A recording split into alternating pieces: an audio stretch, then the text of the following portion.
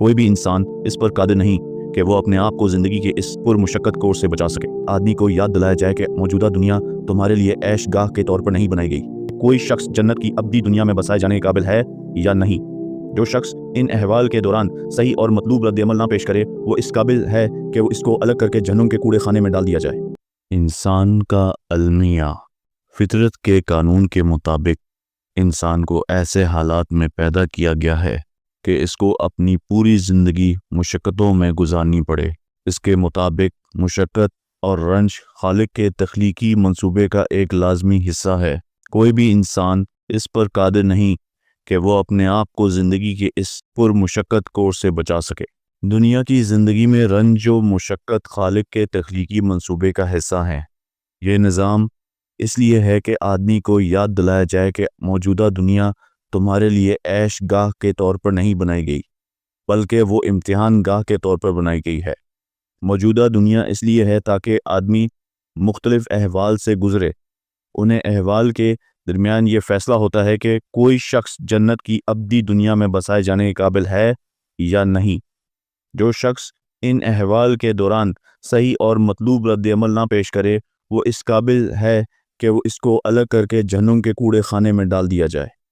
मौजूदा तरक्की याफ्ता दुनिया में भी मुशक्क़त की ये सूरत हाल बदस्तूर बाकी है, लेकिन खुदा के तख्लीकी नक्शे से बेखबरी की बना पर लोग इसकी नोयत को समझ नहीं पाते और गलत रद्द-ए-अमल पेश करके अपने आप को खुदा की नज़र में ऐसा इंसान साबित करते हैं जो इम्तिहान के कोर्स से गुज़रा मगर वो अपने आप को कामयाब ना कर सका।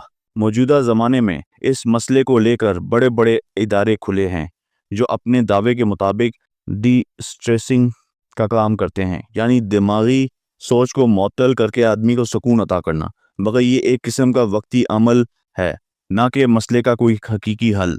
इस मसले का हकीकी हल सिर्फ एक है और वो है स्ट्रेस मैनेजमेंट। ये एक आम मुशाहिदा है कि जो लोग अपनी ज़िंदगी में मुसीबत का शिकार रहते हैं, वो अक्सर अपने आप को उस चीज़ में मशगूल कर लेते हैं जिसको इंसानी खिदमत या सोशल सर्विस कहा जाता है। ये गोया गम गलत करने की एक तदबीर है, मगर वो भी मुशक्क़त की सूरत हाल का सही और मतलूब रद्द-ए-अमल नहीं। सोशल सर्विस एक इंसानी खिदमत है और इस एतबार से वो बलाशुबा एक काबिल तारीफ़ अमल है, मगर ज़िंदगी के बारे में फ़ितर के तख्लीकी नक्शे की अहम तर निस्बत से देखा जाए तो इसके अंदर एक गैर मतलूब पहलू छुपा हुआ है। गौर कीजिए कि जो शख्स किसी मुसीबत का तजुर्बा करता है, फिर वो सोशल सर्विस में मशगूल हो जाता है। इसकी नफ्सियात क्या होती है? इसकी नफ्सियात एक जुमले में ये होती है कि जो कुछ मैंने भुगता वो दूसरों को ना भुगतना पड़े। Let no other suffer what I have suffered. ये नफ्सियात बताती है कि आदमी सारे मामले को बस दुनिया का मामला समझता है। इसके नज़दीक मुसीबत सिर्फ दुनिया की मुसीबत है और सबसे बड़ा काम यह है कि दुनिया को बेमुसीबत जगह बनाया जाए। हालांकि ये सोच फितर के तख्लीकी नक्शे के खिलाफ है, इसलिए वो यहाँ वाक़या बनने वाली ही नहीं। जब भी दुनिया में किसी को कोई नाखुशगवार तजर्बा हो तो वो इसलिए होता है कि आदमी इससे सही सबक सीखे। वो इस हकीकत को याद करे कि मौजूदा दुनिया इम्तिहान की दुनिया है। यहाँ किसी को भी आराम की ज़िंदगी मिलने वाली नहीं।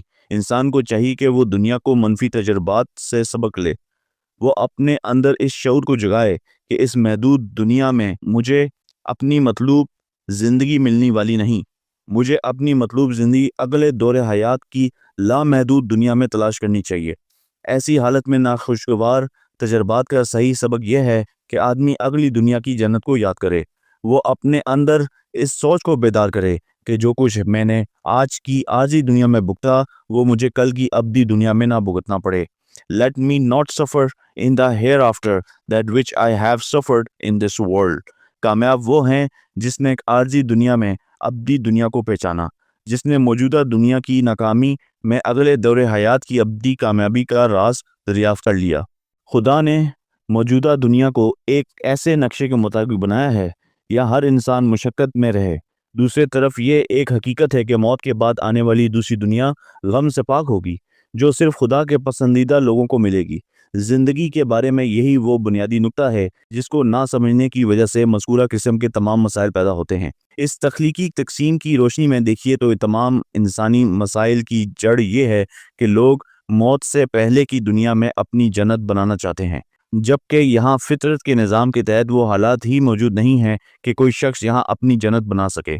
जिस तरह रेत یا دلدل کے اوپر کوئی عمارت کھڑی نہیں ہو سکتی ہے۔ موجودہ دنیا میں کسی کے لیے یہ ممکن نہیں کہ وہ یہاں اپنا عیش محل تعمیر کر سکے، اور جب فطری قانون کے تحت آدمی اس ناکامی سے دوچار ہوتا ہے تو وہ مختلف قسم کے منفی رد عمل کا شکار ہو کر اپنے آپ کو مزید تباہی میں ڈال دیتا ہے۔